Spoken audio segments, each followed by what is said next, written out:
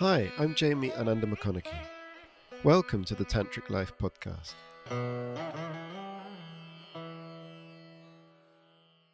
Well, I'm really happy to have back on the podcast today Daniel Erulian. Daniel is the mischievous mage and a teacher of embodied Tantra yoga, and he combines authentic classical Tantra with other practices from other traditions, including magic, ritual, runes, martial arts, and loads of other stuff. So Daniel, thank you so much for coming back to join me for a conversation today. Oh, happy to, man. I had a great chat with you last time, and looking forward to the next. Pleasure. Yeah. So last time we decided that there was just so many things we were passionate about that we had to come back and have another conversation. So Daniel, maybe just really briefly, just remind the listeners like who you are and what you do. I guess relevant to what we're going to talk about today is, I'm an unraveler of layers. Yeah, I just like unraveling things and putting them back together, I guess. And so, we're going to, like the topics we discussed that we're going to have a chat about are the layers itself. And I think that's kind of sums me up. I like to unravel things, see how they all work, and play with new ways to put things back together. Yeah, absolutely. And so as we go into this conversation, I think the listeners will learn even more about who you are and how this works, because today's topic that we're going to be diving into is the 5+1 layer model of self, or the nature of self. And this is a feature from classical Tantra. Christopher Wallace teaches about this in his teachings. I've got his book here. This is cool. The Tantra Illuminated. I think I got it somewhere here really, as well. It's you've got yours there in the background. Yeah, I can see it as well. There he goes. He's going to go and get it from his shelf. There it is. There we go. We both got it. All right. So if Christopher Wallace, if you're watching this, we're both real fanboys of your teachings. So and so in here he really expounds a lot on this 5+1 layered model of self. I personally find it fascinating because I find it such a kind of a comprehensive way of viewing the nature of self and God kind of together as an integrated whole. And I see also it's a great sort of way of getting real insights into yourself as a human and your relationship with God and the world around you. And there's so much like potential for how you can sort of work with this model. So Daniel, I know that you're really passionate also about these teachings on this particular concept, and I know that you incorporate a lot of this in your teacher training and your yoga teacher training and the work that you do. So maybe you could just start off by telling us a little bit, giving us a kind of a brief description of what this is. How does it work and what does it look like? Yeah, for sure. Yeah, so this model of the 6 layers, or the 5+1 layers of self, is what I base my entire yoga teacher training curriculum around. So that this model, coupled with the 5 elements, so the 5 chakra system, and I'll explain how they kind of interrelate as well. But essentially, I see the layers system as understanding all the different aspects of both reality, but also what we're trying to achieve through a yoga practice. So the model is called koshas, like layers or sheaths of self, but I don't call it the koshas because we already like have a koshas model in most yoga and yoga teacher trainings, which is the Vedantic model. So Christopher Wallace explains in Tantra Illuminated that the modern model we have of the koshas is a Vedantic kind of reply to, because these cross-pollinated, right? So a lot of like tantric stuff took ideas from classical yoga or Vedantic yoga, and then Vedantic yoga is like, that's a cool model, we want our own koshas as well, and so they made their own version.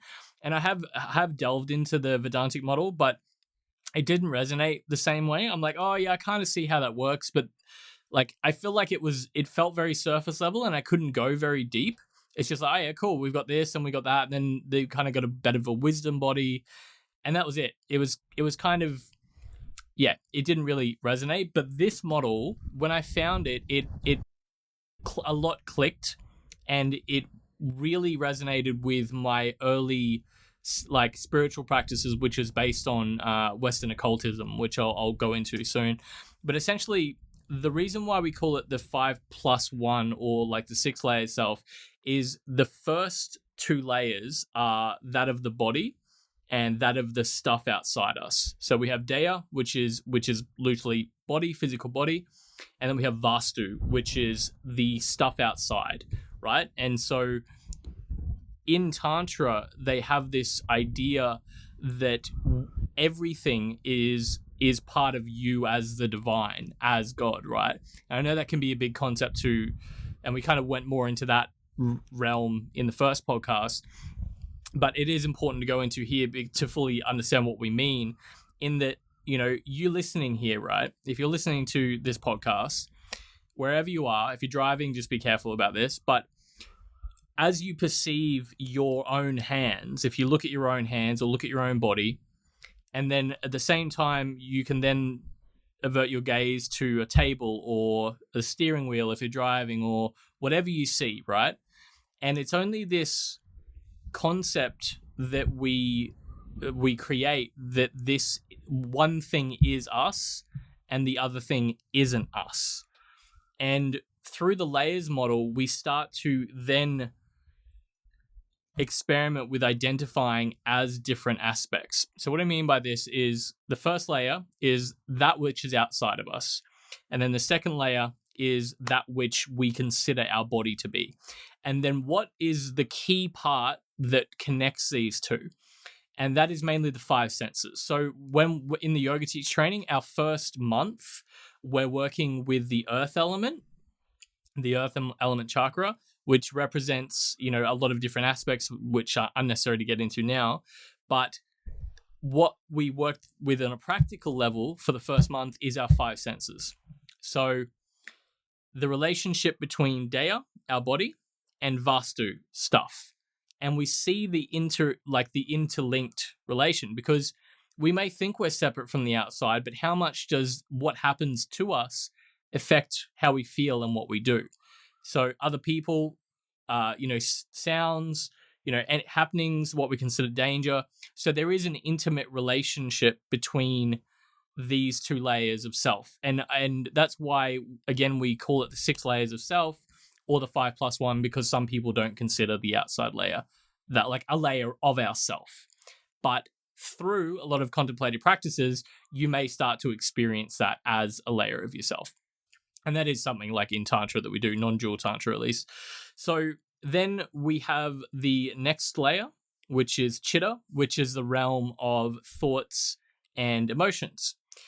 And it's interesting to look at Western psychology as they separate the thoughts and emotions. We have the mental capacity, and then we have the emotions, and they're very separate. Whereas in yoga, we see these as interlinked. And there's this really great quote that every conscious thought is driven by an unconscious emotion, and every conscious emotion is driven by an unconscious thought. And so you might think they're separate, but it's like, okay, cool, let's experiment with that. I feel a little bit, off today, and I feel a bit scared. Okay, cool. Why do I feel a bit scared or anxious? And it's because I have this worry that has been plaguing my mind, this thought, this story, right? Or we may go into a situation and feel a certain way, but it's connected to the thought or the story. And the same thing, it's like, okay, well, I have a thought, but there's no emotion connected to it. It's like, okay, you might have had this thought about this person because you had an unconscious emotion about this person, because you have a story around this type of person, which that story drives another feeling, right? It's this endless loop. And so, again, it's a model. It doesn't, like, these things aren't necessarily the truth, but they're just a way of viewing things. But I think they're a really great way of viewing things. And so we then see the relationship between the our body, our physical body, and then our mind and emotions. Yeah.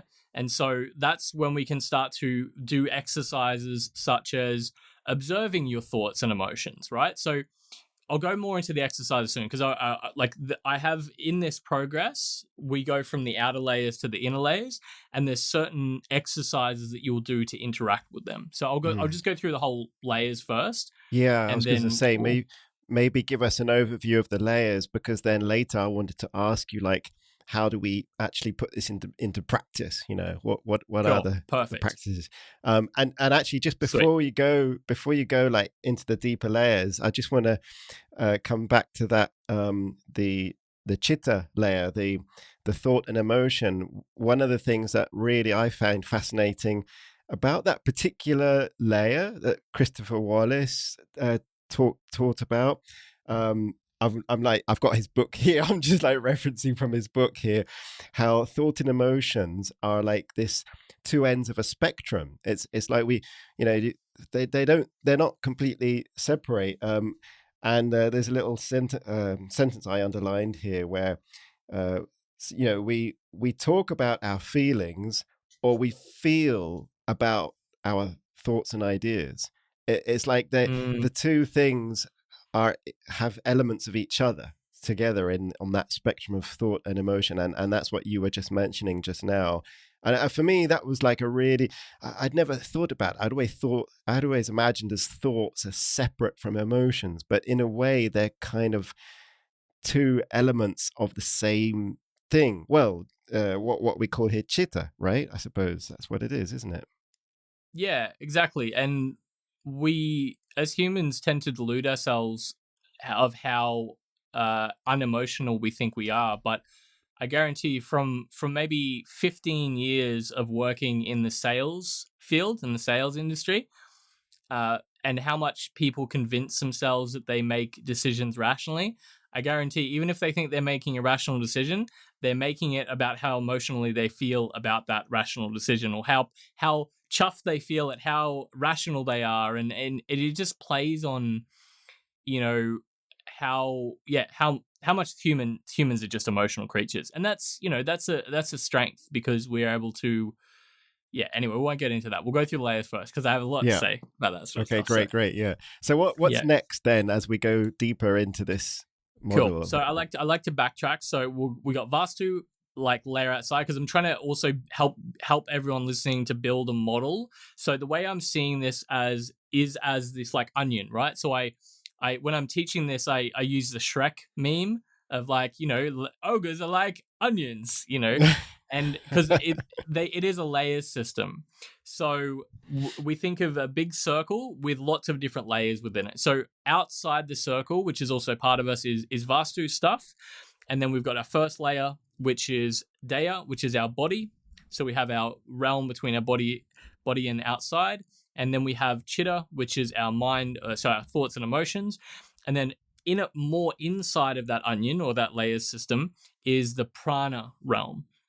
And this can be difficult to explain because prana is such like a overused word. Like everything is prana, and there is like, it ends up being confusing because it's like, well, what is prana? Because it sounds like everything is prana, but prana is this subtle energy system, and the easiest way to explain it is, if you are hungry, how does that feel? It's like, yes, it's a physical sensation, but it affects things more on a subtle level, and it penetrates through all the other layers, right? So what I mean by that is, if you're hungry, your thoughts and emotions will be flavored, right? You could have, your partner could be doing something that they do every day and maybe annoys you a tiny little bit. But if you're hungry, that's going to be amplified and that's going to be flavored. And not only is the feeling going to be more intense, but you're going to have more narratives coming up, being like, oh, they're doing this because of this. And, and then it's like you eat and you're like, I can't even I'm thinking the same thoughts and I'm kind of having the same emotions about it, but they're a lot more quiet, or they're not as intense and not as amplified. And so the pranic realm is influenced by what you eat, how much you sleep. It's like also these deep subconscious beliefs as well. And so, it's kind of where a lot of thoughts are arising from. And, it's connected to the dream state as well, like the subconscious realms, the dream state, the pranic realm. But on a really simple level, it's the energetic system that's going to flavor everything else.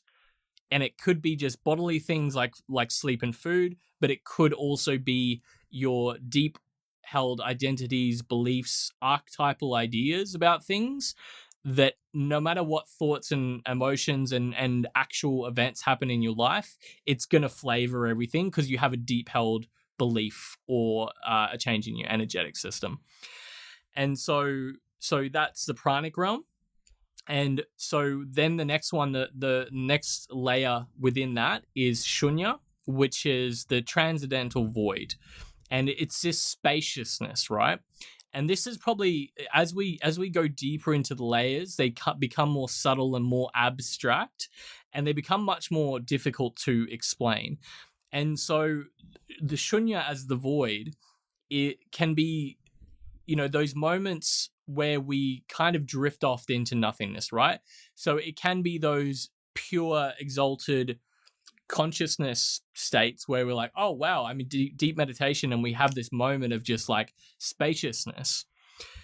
It can also be kind of seemingly the opposite, like the more Shakti version, or if you're doing something and you get really lost in that activity that you're doing and you just disappear into the void, you go into this flow state. Yeah. And so we can experience this both in the Shiva stillness version of it, where I'm purposely being still to focus and cultivate this awareness, and every like noise. And again, this is just my perspective of it, but it's like noise just gets turned down. But it's very fleeting for me, at least, in that, I might get that momentary pure bliss, that Ananda, that kind of, I get it. I was like, oh, I'm here. But then as soon as I realize, it shocks me out of it and I'm back into chitta or, back into prana. And so the void, the shunya for me is more so, it's like the spaciousness which weaves through and around everything. And that's why a model of the layers is important. But once you learn the model of the layers, then you smash it all together, and then so it's kind of interwoven, like this intermingled ball of twine kind of thing. But then it's also, you unravel it and you see the layers. So, and then the innermost layer is chit, which is just pure awareness, right? And so if you think about, okay, I can observe the things around me, right? So I can touch this table, I can observe the things around me, right? So that is separate from me. And then I can actually touch my body, I can observe my body, I can label my body, and so that is a separate thing as well. So that's the next layer. And then I can watch my thoughts and emotions play out, and I can affect them and watch them dance around each other. And so that's another separate thing. And then I notice that energetic system within me when I eat or don't eat or sleep, or even those subconscious beliefs that I've had. And so if I can observe that, then I am not that either. I'm like, actually, I can even sit in this stillness, or I can observe that nothingness that I fall into sometimes when I'm really immersed in something. So if I can still observe that, then that must be a separate thing as well. So if you can observe all these layers of self, you can observe all these happenings, what is that then observes? Yeah. So what is that then observes all those things happening? And that is chit. Chit. Oh, yeah, that is chit. So chit is like, and so you could say, oh, I observe it, because you kind of are zooming out and observing that awareness. And you kind of are, but it is like the final point. It's like turning the eye inwards to see your own eye. And, in the occult school that I was into, they called it like the eye in the void. So it's like you're kind of unraveling all these layers of self to then turn inward. But then the next step, which we'll get into soon, and which is why I really like the kind of occultism approach, because it's like, cool, what do we do now? Well, now we start to turn our eye back outwards. If we've turned our eye inwards to unravel all these internal layers, and then we see, okay, this is everything, then we turn our eye back outwards again, and then we view everything with this fresh perspective, and then we can start to remake ourselves and start to like play with all the layers and see how they interrelate. And it's this constant process of kind of unraveling things and then reintegrating and unraveling and reintegrating. And yeah, so I actually wrote I'll let you, if you have any questions you want to ask on that. And I actually wrote a little conjuration thing for a course that I ran, which is like my poetic rendition of the layers, which I'll find. Well, so yeah, gosh. Well, I have lots of questions actually. So what I'm getting to see this idea of the difference between the void, Shunya, and Chit, the sort of the core essence. Because at first, when I came across this model, I found it hard to see what's the difference there, because I always think like, well, the void is like this void spaciousness, and then I was thinking, isn't that God? Isn't that what the self or the God self is? Void. And then actually, the way you put it actually kind of makes it easier to understand. Yeah, no, it's that there's that deeper level of that which is observing, as you said. And it reminds me of I used to do this meditation from Ramana Maharishi, which is who am I? Is this meditation, the Vicharya method, where you constantly reflect and meditate on trying to find the answer to the question, who am I? And then you're like trying to think of, oh, well, I'm the one who's making that question. Okay, so who is that? And you try to go back behind each layer of awareness to try and find what is actually aware, not like what are we aware of, but what is aware. So I guess that's what it is, right? That's the center there, the Chit, the center of the essence of the model. Yeah, and because I think in any situation, the one becomes three, right? So what I mean by that is just the fact that we're talking about something that's aware, it has to be aware of something, right? So it's, this is like Shiva Shakti. So there's Shiva Shakti, the united one being, but then Shiva and Shakti kind of separate to experience each other. But in that, it's not just creating two, it has to create three. Because in order to separate, you then have the observer, the observed, and then whatever arena that is happening within.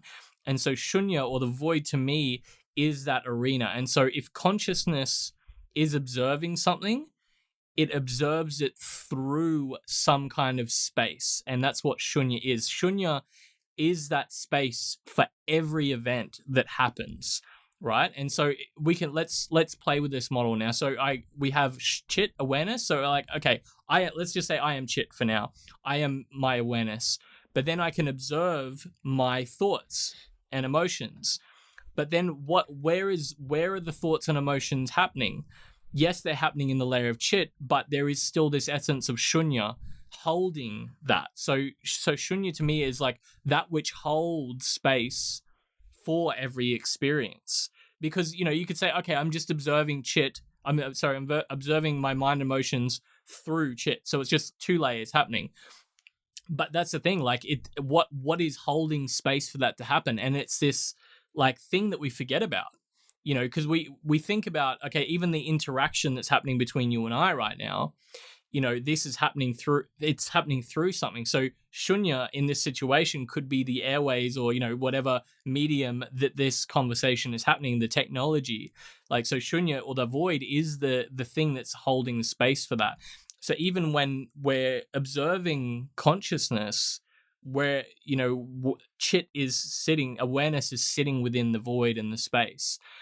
And so that's why it's interesting that when we think about the dream realm, and getting into the pranic realms and even in shunya, I think dream realms are operating on a similar model to reality, but there's less resistance or even no resistance. So what I mean by that is that, okay, let's just say you're pure awareness and you're sitting in the void and there's just pure spaciousness.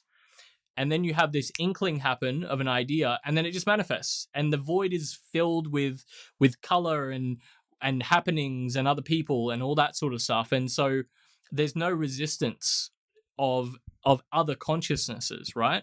If you were the only consciousness to exist, then whatever you believed would happen instantly. So then how long would that last before you essentially get bored? And so you're like, okay, I want to throw in some unexpectedness. And so you create other consciousnesses to then have different ideas to you to then all like interact with. And this is kind of how I view reality, as we're just all these kind of eyes in the void, all these consciousnesses, which have our own little mini orbit, right, of like what we believe. But then we're also like, it's like planets, that's why I love that as above, so below, because if we are all consciousnesses within space, within a void, just having our own experience, and then we gravitate towards each other like you and I, and then we share that experience. So it's like gravity affecting each other's gravity, and it's the same thing. Like you see this on grand scales. Like one person might be very confident and very sure of something, and the people say it. They literally say, people gravitate towards this person, and then their own individual opinions might get kind of submerged or absorbed, and they're just regurgitating other people's information, right? And so this happens on a macro and micro level. And it's just part of like how it works. But I think it's really interesting to view and use these analogies of this like ocean of consciousness, which we're all kind of sharing. Yeah. Is this making sense? So yeah, it's like I'm imagining, as you're describing it, I'm imagining these individual beings or consciousnesses or people, in this void, as I'm imagining it as like lots of little onions all kind of bumping into each other and sort of milling around, right? So, but if these onions were all peeled open, then the center, the essence at the center would end up, it would all just be one single essence, right? Exactly. I mean, that's kind of, but when we're all wrapped up in all the layers of onion, we sort of think of ourselves as being separate and individual consciousnesses.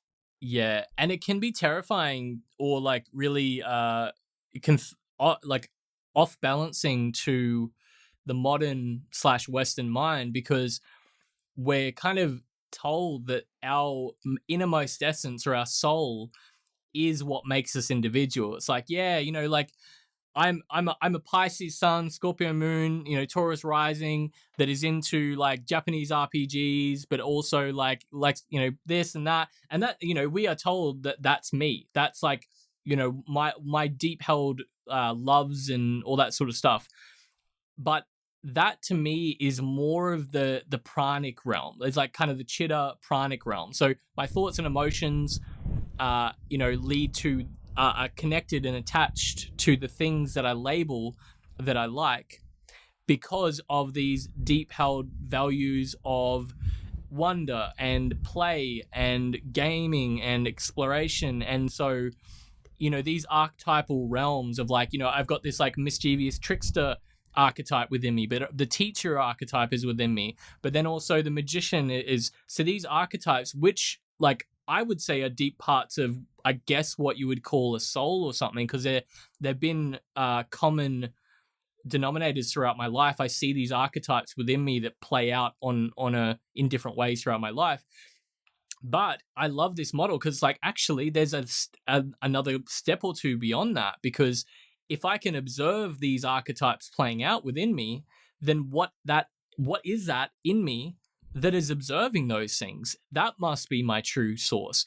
And it's really cool, I think, to think that our innermost self, our innermost source, our innermost soul is that thing that is exactly the same as you, as you who are listening, as Jamie, as everyone in this world, when you strip back all those layers of self, we are all exactly of the same mysterious essence and source. And to me, that's like, that's kind of I explain, because I love to make sound and all that sort of stuff. At the end of every yoga class, I get them to all to Om, and I think it's good to explain. I said, like, Om to me is the unstruck sound, the first sound that the universe made, and it represents this mysterious essence that we all emanate from, we all share, and that weaves throughout and through everything, and yeah, I think that's really cool that that our innermost self is that we share, but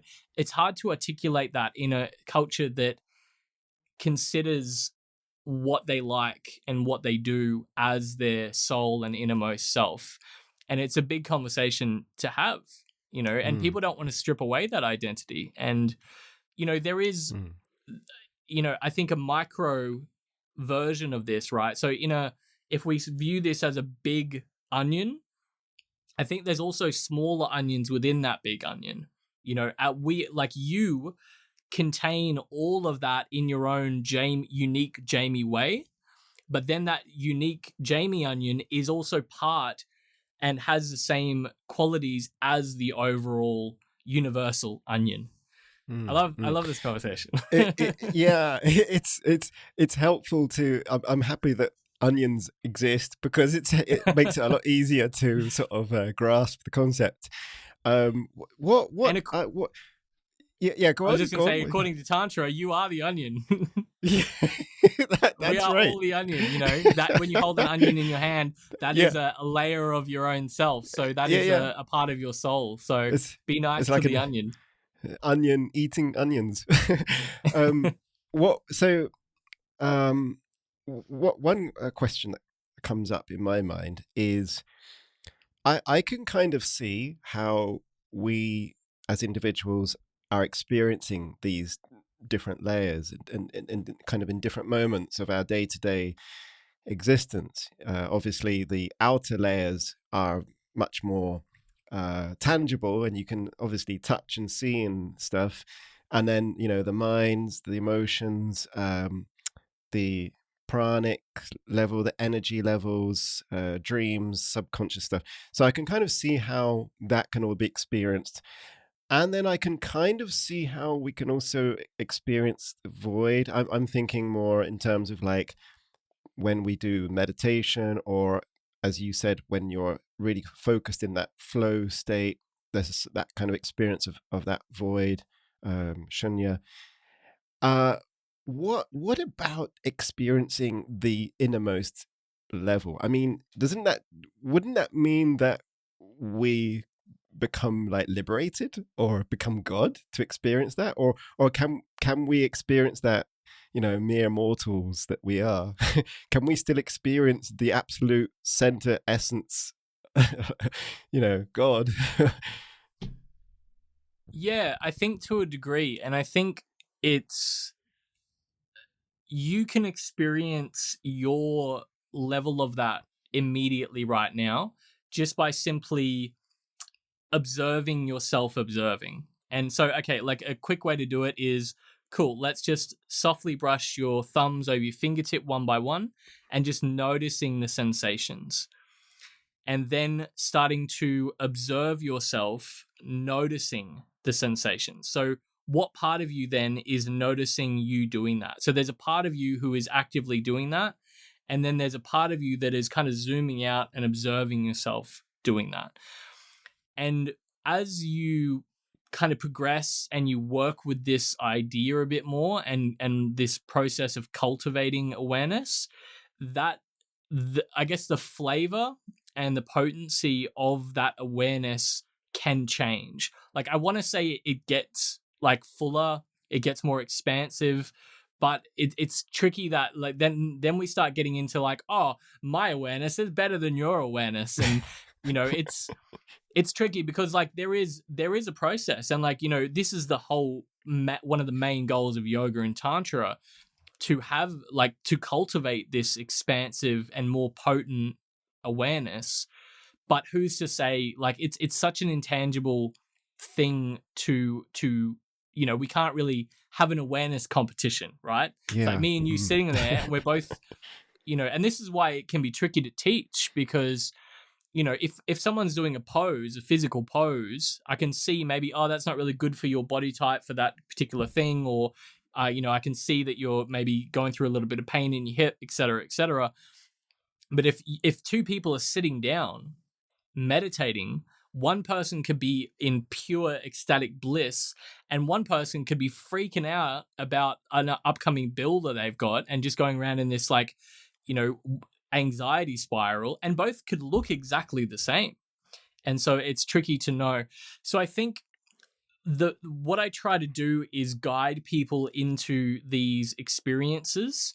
And I think it's when we get to that point, it's much more beneficial to have lived experiences of that, but it doesn't excuse us from trying to explain to people like what it is. So the two main ways I kind of like to do it is obviously to give them guided, lived experiences of that. And the other one is trying to use poetic language, I guess. So what I can do, so I have a course which is called Mage, which is basically like an introductory experience of the layers of self.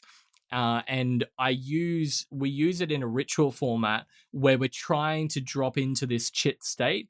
And I called it the invocation to Kundalini, because to me, this mysterious essence is what I consider Kundalini. So, but I'll read it out to you. And so I invite anyone listening to try to actually receive this and really, instead of just listening to it, really try to just absorb it and visualize it and really experience it. And what this is basically going through the layers and trying to identify as each one. And so I'll just try to drop everyone in. So if you're not in the mood for this, you can just listen to it. But I definitely recommend, if you've got the space for it, to come back to this point. And so we're at 38-ish minutes or something like that, in case you want to pin it. So just start off by ideally finding a comfortable seated position. Don't close your eyes if you're driving, and just start to focus on your breath. So breathing in through the nostrils and out through the nostrils, and maybe expanding and softening the belly as you breathe in like a balloon filling full of air as you inhale. And then as you exhale, just find this sense of softness throughout the body. And we'll just do a quick count of the breath. So we'll breathe in for 3, 2, 1, pause for 3, 2, 1, and then breathe out for 3, 2, 1, pause for 3, 2, 1. Just one more round, breathing in, expanding the belly, filling up the lungs, pause and float the breath, and then slowly breathing out, emptying the chest all the way down to the belly, and then just pause for a moment. So, and just letting your breath become natural, and just starting to bring your awareness a little bit more inside of the head. So if you focus your attention just softly and lightly in between the eyebrows, and just gently bring your awareness a little bit inside of the head, and just experiencing this spaciousness there, and just imagining that you feel this spacious openness within the head, and actually looking. So I know it might sound strange, but imagine that you're looking with your eyes to that point inside your head. Yeah? Not that it's forcing anything or feeling uncomfortable. Just have this letting go sensation of looking. And again, it's hard to give you all this within a minute or two. So just doing your best and not trying too hard. And just really listening to my words and feeling each layer of yourself start to become a little bit more full with the sound of my voice and with the words that I speak. And when I speak these words, think of it as you speaking them. Yeah, so really feeling yourself speaking these as you. As I see, hear, touch, smell, and taste the rich physicality of existence. I can observe this process from somewhere seemingly outside this experience, which in turn makes these sensations more vibrant, spacious. I can watch the interplay of thoughts and emotions dancing with each other, coaxing me into their intoxicating plays. I smile at how I once thought that this was the actual seat of my awareness. But if I can observe their performances arise, shift, and change, what then am I who watches? The subtle stirrings which whisper wordless calls to action, what once were unseen currents that carried me here and there, are now tangible tethers I trace through tunnels littered with the echoes of the footsteps I remember not walking. As I finally surrender and soften my attention, I notice the nameless mystery that weaves its way around, between, and through all that is and is not. That eternal pool in which I float that shifts and changes as I too transform. Who deciding every change? Ironic that my most inner self is that which I cannot even identify.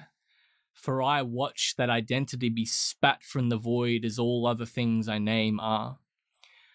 But what of that part in me that watches?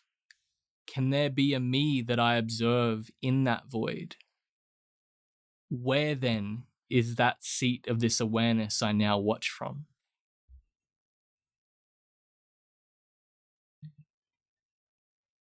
And so that is something that within that course, I get everyone to contemplate over and over and over again. And to me, that is going through all the layers of self. And that to me is the process. So I observe the things around me and I notice them as something, but also as me. And then I go to the body and observe the body. And then I go to the mind and the emotions and observe those. And then I observe the subtle realms of my energy body, and how that flavors everything. And then I even observe that stillness that I can be in and that I can watch from. But then what is that seat of awareness that is observing all those things? And that is the mystery. And I can't answer that other than that to me is like pure awareness. And that is, I guess, closest thing that I would call to God. But in that, it's like, that's the thing that we all share. And so we are all of the same pure awareness, but then we're just adding different masks and different, things on top of that. And so when we strip it all back, we are of the same essence, but we're just kind of putting on different disguises and different characters and then playing this, theatrical game with each other until we get bored of that and we kind of recycle and start fresh. And so, just to like balance things out, that is all beautiful and amazing, but what do we do with that on a day-to-day level when someone cuts you off in traffic, someone's being, when things are, and that is the constant dance. It's like that, it's all well and good, and we can have moments, and that's the thing, I think, what Tantra is about, because to me, the journey ends there with the renunciate path. It's like, cool, I've realized my oneness with the divine and I just want to stay here because it's great. It's really nice. It's quiet. And, that is like kind of the monk's path as I perceive it. Because that's like, we want to get there and like, that's possible. So I want to stay there. And that is true. But I think for me, the tantric path that's only halfway. So it's like, once we get there and we experience that, cool. How can we transfer that loving awareness into day to day, and how can we start to see new perspectives on all the aspects of our life from that feeling, and how does that change how we show up? How does that change what we're doing? And then also trying to give other people felt experiences of that. But, all that loving awareness can go out the window when you're in danger or, someone's disrespectful to you. But it's like, having the balance of like understanding that's going to happen, but trying to, not identify too much. If someone's attacking you for what you're wearing, for what you're doing, who you are, realize that like you can separate from that and observe that part of you that is feeling attacked, that is feeling And I know this, like when someone's attacking you, your physical body, Daya, it's going to be very hard to be like, oh, look, they're hitting my physical body. It's all right. I'm my true self is like, shit, I can deal with Yeah. this. Like, I'm you just know, I'm just gonna sit there and do that and like sit cross-legged and let them beat me. yeah. And I mean, that is a practice. Like, you know, in like the Shaolin monks and all that sort of stuff, they kind of have this idea of like trying to separate from the body. And like, you know, even if you ever done ice bathing, you gotta go straight to chit and, you know, and be within that to really get through it sometimes. But we can do this with all that. We can do that with our identity and thoughts and emotions. And yeah, and so that's the thing. It's like it's trying to find the balance. This is all well and good, but you know, what are we supposed to do with that? And that's why we're in each of these layers, we've got certain exercises and stuff we can do. So yeah, we can go into that next to Yeah, I would definitely want to ask you about that. But before we do that, I just wanted to comment on that really lovely reading that you did. I really enjoyed doing that, and as you said, like imagine that my voice is your voice. It really felt like that was happening. I think that, you know, I've got these headphones on. I've got these big chunky headphones, and they really bring the sound of your voice into my head, and you know, directing my inner gaze to that space, just inside the head, and hearing your voice and kind of imagining it that it was my voice. That was a really sort of gosh, um, spaced out sensation. It was very beautiful, and the poem itself was beautiful as well. Where did that come from? That poem? Yeah, I wrote it. Like, so I wanted to write something that gives people a felt experience of the void, and it was really difficult because I tried to keep it as simple as possible.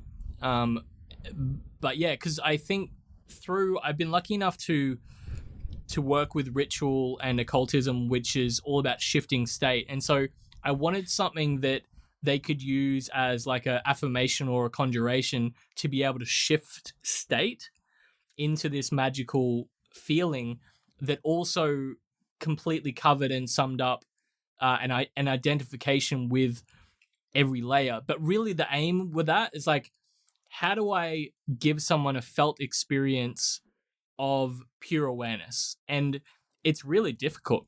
And so the only thing I could think of was I first need to give them a felt experience of identifying as all the things they might think they are, and then strip that away and be like, yeah, you are your body, but also jokes, you're not your body.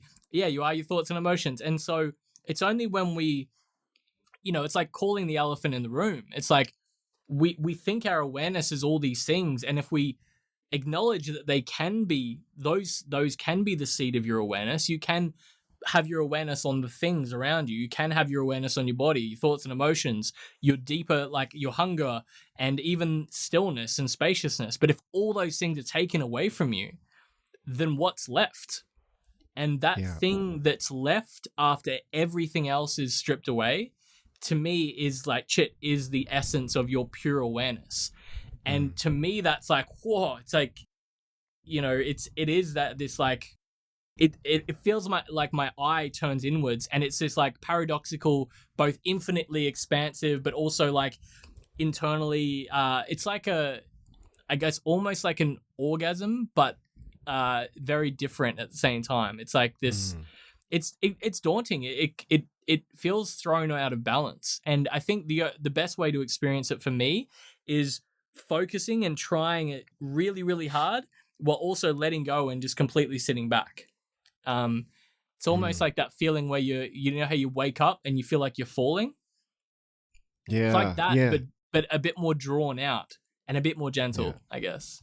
Yeah, it occurs to me. I mean, I have had this thought before that when you look at like teachings of other spiritual masters, both, you know, today's great teachers and also in old ancient traditions as well, you often see this they teach a similar, or I guess it's identical, really. They, like I said about Ramana Maharishi, who taught, who am I, and go keep unraveling that layer until you find pure awareness. I'm also thinking of Eckhart Tolle, who has a teaching about like being so much in the present moment that you discover who or what is the source of awareness. And it's the same.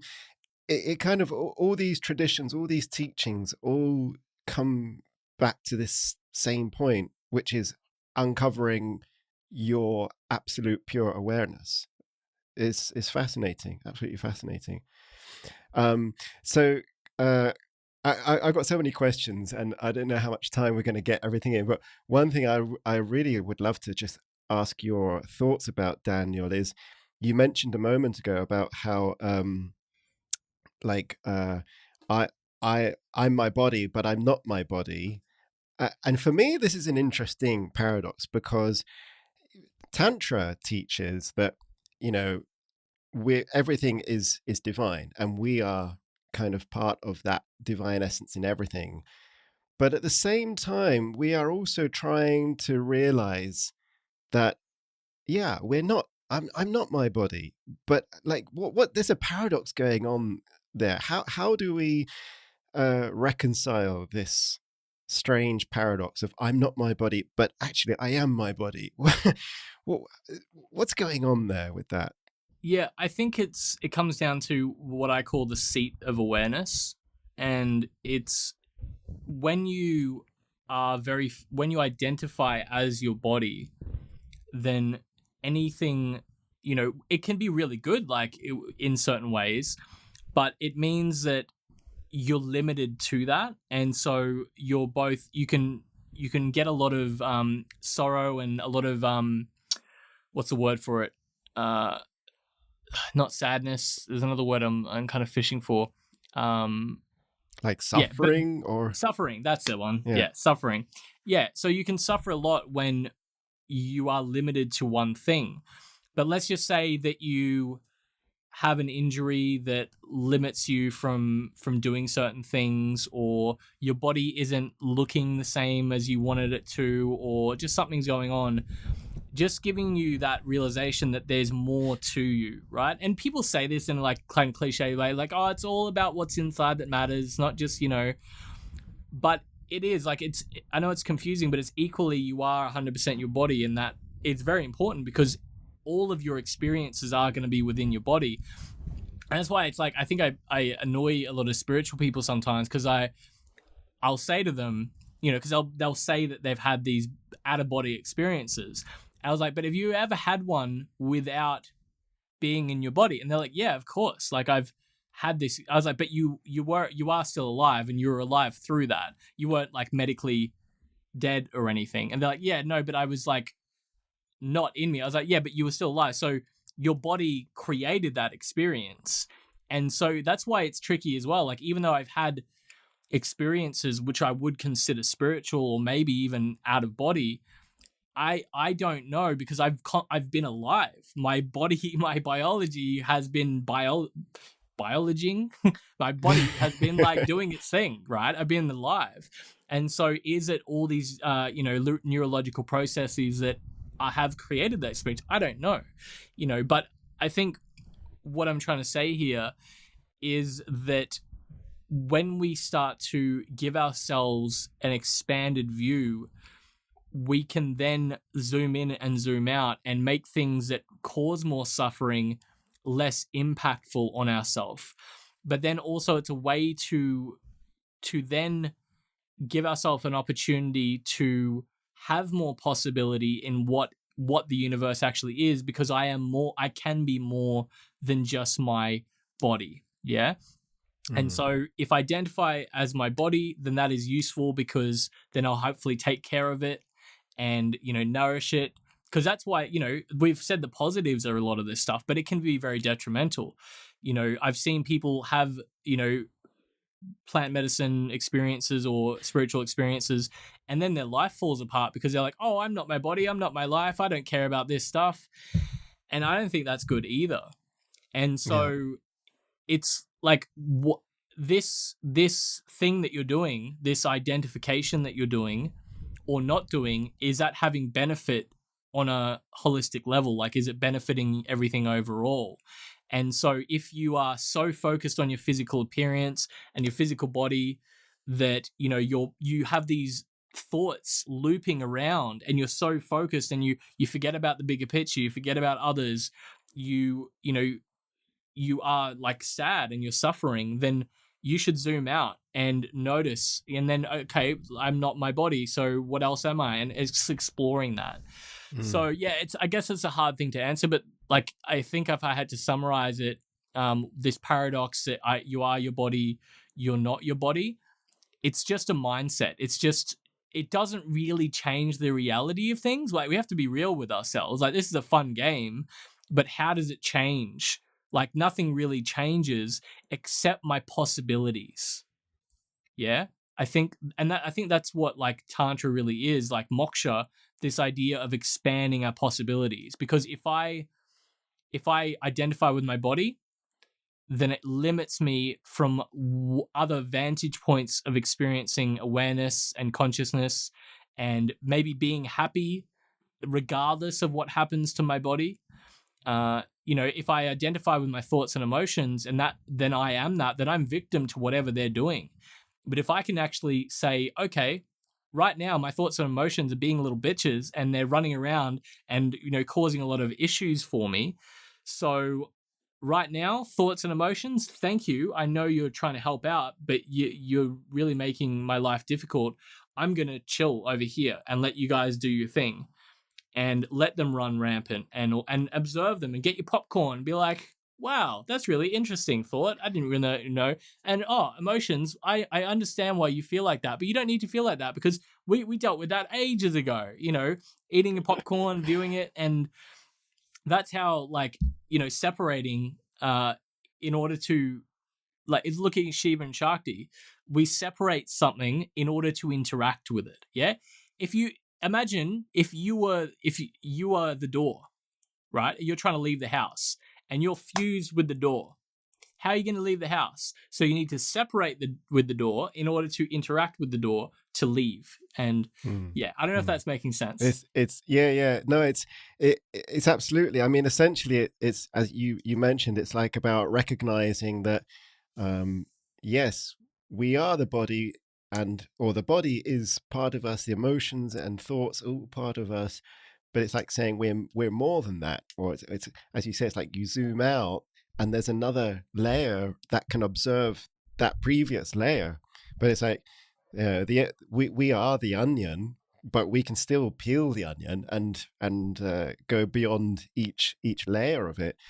So yeah, I think that's a good way of of summarizing it. So. Gosh, so then you were going to talk about like some practices or some exercises that you have connected with this whole concept of the layers of self. Yeah, so I'll just, you know, because we're getting, I guess, short on time, so I'll just like really, but just ways to have a tangible. Because again, I'm all for, like, cool, this all sounds great. Like, so we're all onions. Like, so what? Like, you know, how is this going to translate? It's like, cool. Let's explore how to interact with it. So the best way to enhance and really explore the first two layers and the relationship. So we have the stuff outside of us, and then we have our body. So what realm is do we use to interact with that? The five senses. Yeah. So a game you can play is on each day of the week, focus completely on one of those senses. So for example, I go sight, sound, touch, smell, taste. So on every Monday, I'm going to whatever room I move into, I might try to observe everything in that room. And, you know, if every Tuesday, I might just it could just be a moment. It could just be like, cool, I'm going to take 10 seconds, 30 seconds out of my day on a Tuesday to really just stop and maybe count how many different sounds I can hear. Yeah. On a Wednesday, touch, I might really just take a moment to touch this table. It's like, I've had this table for quite a long time, but I've never just felt it. So I'm really going to feel like how this table feels on a visceral level. On Thursday, I might focus on smells and really just like actually delve into all the smells and all that sort of stuff, right? And so that you can do as a game to enhance that. And so that really starts to make your senses more potent. And it's crazy how much information your body filters out because it thinks it's unnecessary. Like it is like trippy to notice what reality is once you start to sharpen your senses and how much your body filters out.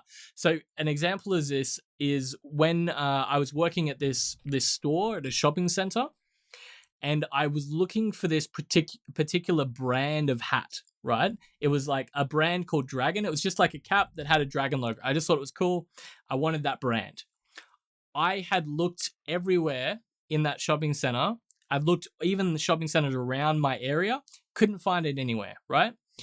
I was doing this curriculum that suggested this practice, and I'm like, okay, cool. First Monday of my newfound practice, I'm going to do this thing. And so on my break, the game that I made up for that day is when I walk past a shop, I would scan every item on that shelf. Even though I thought I knew what was on the shelf, I would like, okay, top shelf is that, really making a thing about it. And no joke, the shop that was 2 shops away from my shop that I walk past every single morning to get my coffee, for the first time, looking at it, I actually saw it, and in the front shelf, it had the dragon cap, that thing. And so I was like, whoa. And I was like, oh, maybe they only just put it in there. And then I went in and I'm like, oh, hey, man, like, I noticed you have that brand. Did you only just get that in? And he's like, oh, no, that's been in there for like months. And, I was like, wow. And it's because it was the most obvious thing there. It was a shop that I walked past. So in my mind, like my mind was, it's crazy, like how much we delude ourselves. It was really like a big wake up call. It's like, just to think about that. If my vision, my mind was pasting over that and convincing myself of something, how much do we do that in day to day on every single level? We assume we know something, so we just like filter it out. So yeah, it was a really interesting game. And then just being more present in that moment, you are able to open yourself up to much more information coming in through the senses. Exactly, yeah. And trying to experience those without the labeling. So when we get to the next layer, chit, this is thoughts and emotions, but how does that manifest? Usually by labeling things, right? Because as soon as we label something, then we have thoughts attached to it. Because imagine trying to think about something without having a label for it, or identifying it. It's really difficult. It's like hard to get mad at someone if we don't know what this person is, or, and so what we can then do is start to view like a simple game you can do to expand on this, because I always try to make it as simple as possible. Cool. Let's play the exact same game, but we'll play it from the chitta layer. So how do we do that? So I say that play the same game on a Monday, and I look at everything, but instead of just viewing it, I think, how do I feel about that? It's like, okay, cool.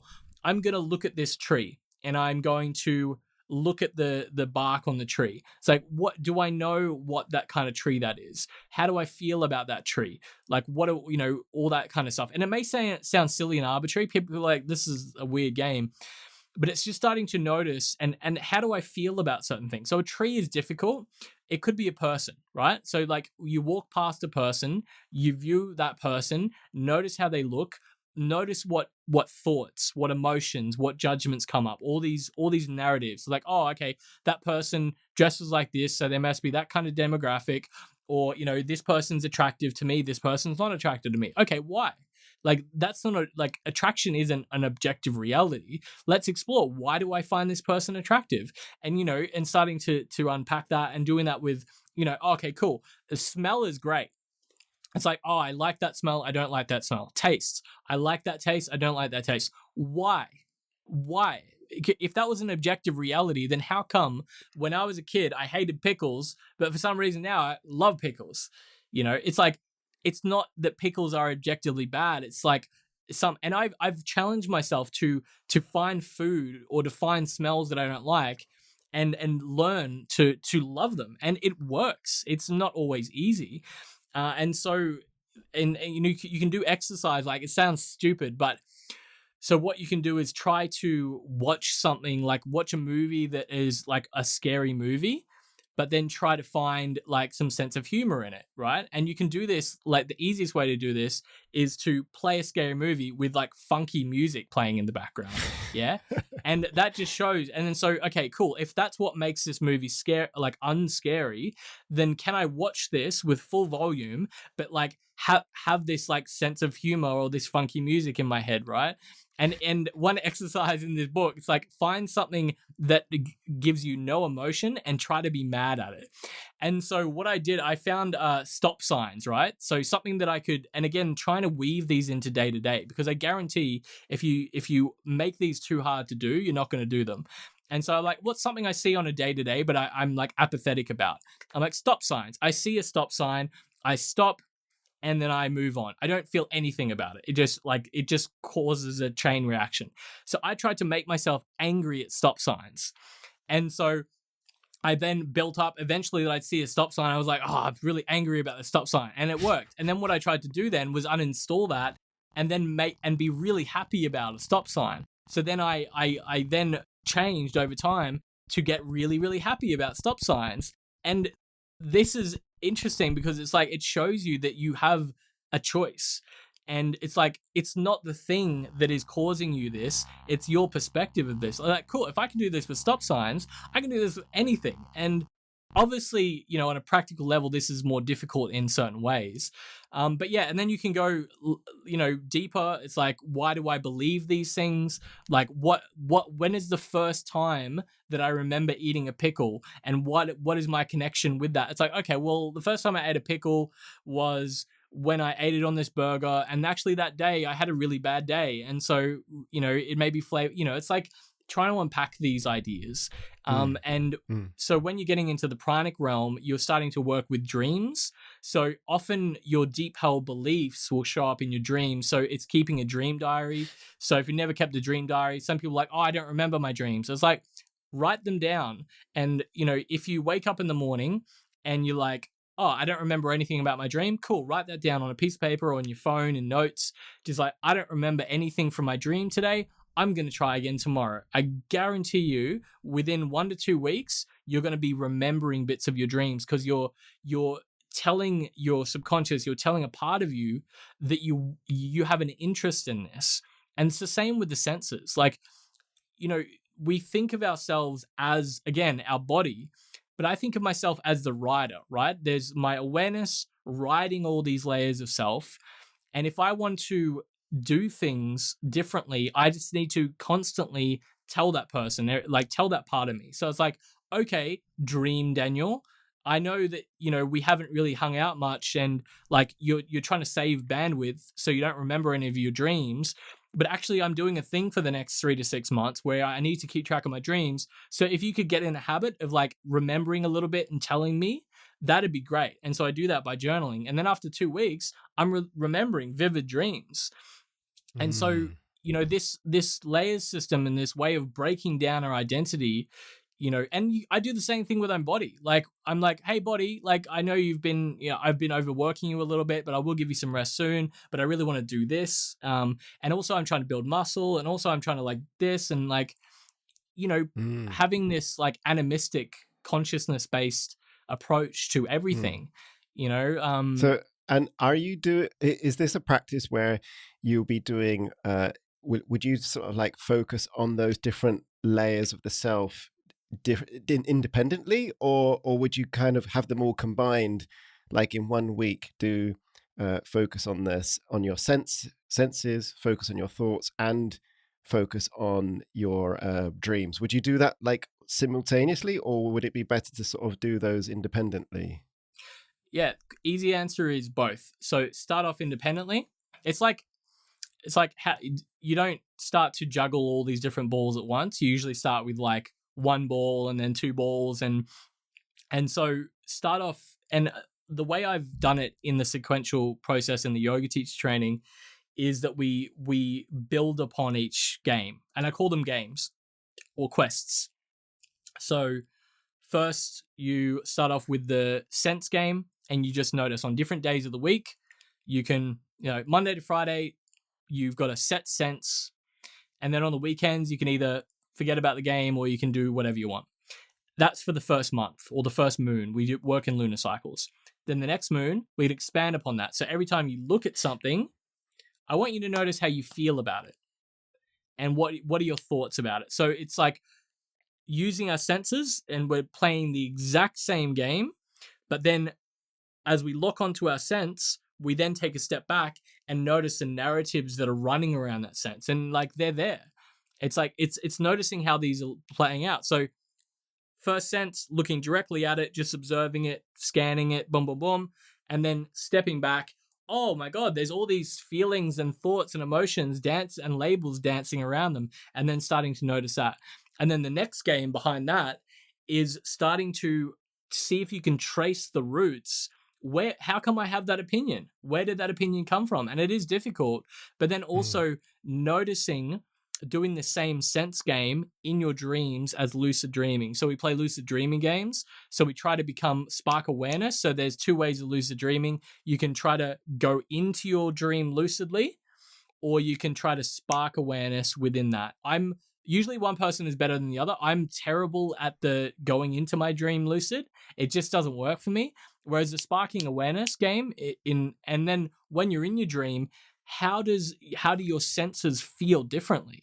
Like, do they feel the same? And like, again, this is easy to talk about, but this is like a lifetime of games to play. And so, when we're getting into the dream realms, is it possible? So is it really possible then to make those dreams kind of to become that sort of conscious in your dreams, that you can explore your senses in your dreams and things like that? Definitely. Wow, it takes a lot of work. Yeah, it takes a lot of work. And I definitely go through seasons. Like I get really excited about doing it, and then I kind of hit like resistance and it gets difficult, and then I'll just not do it because it does take a lot of effort. And yeah, so for me, what I do is play lucid dreaming games first. So first you gotta spark your awareness. And the interesting thing is, all of these games anyway are leading way for that. And so we often go through life kind of in a sleep state, but when you stop and you start to actually, okay, I forgot. Daniel told me it's Monday. I've got to do sight. I'm just going to actively look. And how does your awareness shift when you do that? That's starting that sparking awareness process anyway, because you actually have to be very conscious and, like you said, present within that.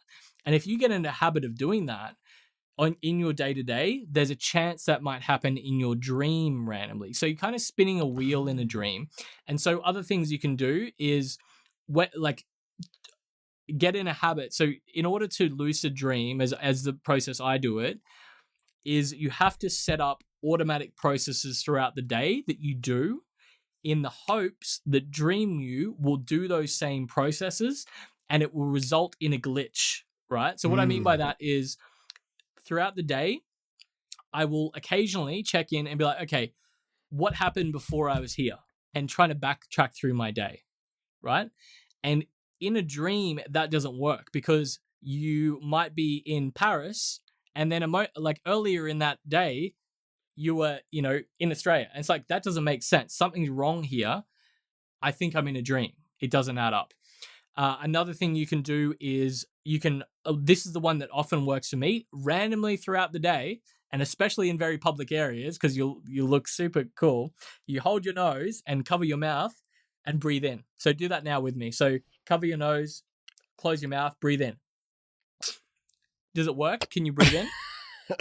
It just feels weird. Yeah. Well, yeah, exactly. And so in a dream, you will still be able to breathe when you do that.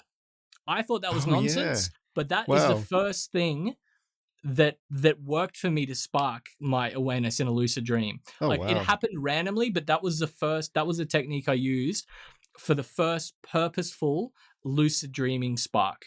So what I did every day, like multiple times a day, I would just stop, whenever I think about it, I'm like, no, I can't breathe. I'm not in a dream. And then randomly, I don't even remember doing it. Like, so all I remember was suddenly waking up in my dream with my hand, my nostrils, and then breathing in and out, being like, this is strange. Like I felt like everything just stopped. And then I got really excited because I realized I was in lucid dreaming, and I woke myself up. Oh, wow. And then, so when that, in that moment, you sort of become conscious that you're dreaming. Yeah. Right. Yeah. And then the next step, you get too excited and you wake up. Exactly. So, and what happens if your body gets excited, your brain waves change. And then if your brain waves change, you wake up. So the next trick is once you've figured out, there's lots of techniques to do this. Like, that's just the one that worked for me. Another one is to look at signs. If you look at actually like signs with text on them, it changes. So this happened once where I did that. That's what woke me up. Like, so I did the breathing thing. And then I was like, okay, cool. Calm down. Don't get too excited because I'm going to shake myself out of the dream. I was like, I got to test some of this other stuff. And I saw a sign on the wall that I can't even remember what it said. And so I looked at it and I read it and it kind of made sense. And then I looked away and I turned back again and it had changed. It had completely changed. And then I got too excited and woke myself up. And, and so this is stuff that it just takes time because not only do we have to get to the point where we spark our awareness in a dream, but then after all that effort and all that time dedicated towards it, we have to pretend we don't care.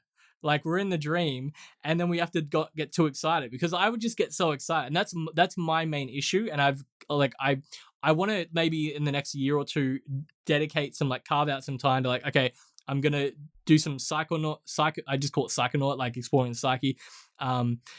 And I really want to delve into this because for me, I'm too I get too excited, and that's what I've found it hard to regulate. And even when I've calmed myself down, the first inkling, it's funny. It's so funny to see if we can literally do anything in our dream.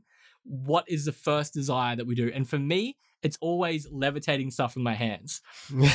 I've always wanted to do telekinesis and stuff. And so the first thing I do when I'm in a dream is either fly or do telekinesis. And so I was like, I remember one of my first lucid dreams, I was like, oh my God, I'm in a dream. And I think there was like a cup and I was like, and then the cup went up and I was like, oh my God, I'm in a dream. And then I was like, did the cliched woof and the whole room just flew up and then I got excited and jolted myself out of the dream. So it's like being a Jedi in your dreams. Exactly. Yeah. And so that's so cool. Yeah, it's for some people this comes naturally. For me it hasn't. It's been a really difficult long process. Oh, we've got to have another podcast episode about that. I would love to explore that. Yeah, cool. Yeah, I'm keen, man. Gosh, it's so fascinating, so interesting, and it's really hard to stop this conversation. So, I think we'll do part 3 sometime. Yeah, I think Daniel, you're going to be a regular guest on this podcast. There's so much, keen, bro. so Sounds much good. stuff to share. Gosh, well, I guess we'll have to wrap it up there. And yeah, just to let listeners and viewers know where they can get hold of you. Just remind us again, Daniel, where's the best place for listeners to go if they want to find out more about you? Yeah, so probably in the show notes, there'll be some links, but Instagram is probably the best place to connect with me, or Facebook. So either facebook.com or instagram.com/Daniel Erulian. So DanielErulian. Otherwise, ritualembodiment.com also has a lot of the stuff that I do. That's my website, ritualembodiment.com.